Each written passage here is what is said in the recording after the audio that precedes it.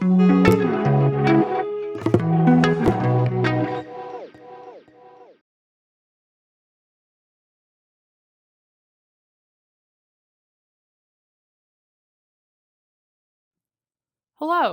and welcome to the recording for managing reference documents within Practifi.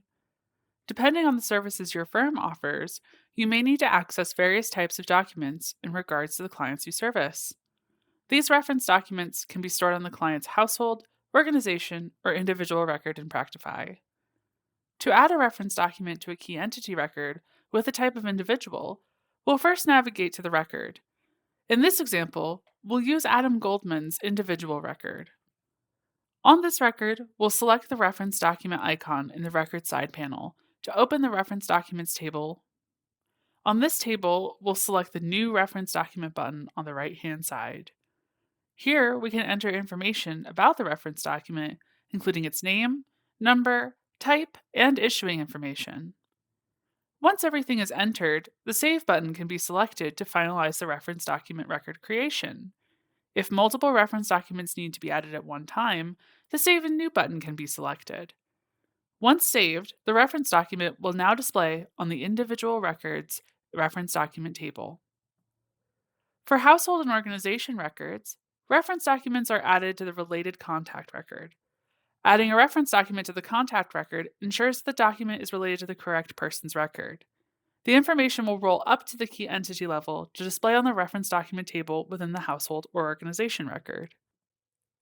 To add a reference document to a household or organization record in Practifi, you'll need to navigate to the household or organization record that the contact is related to.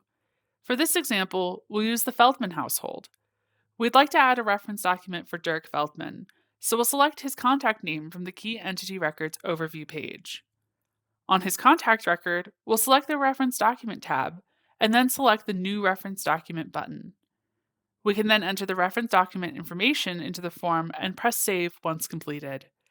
Again, the Save and New button can be selected to enter multiple reference documents. The reference document will now display under Dirk Feldman's contact record and will also roll up to display on the Feldman household record.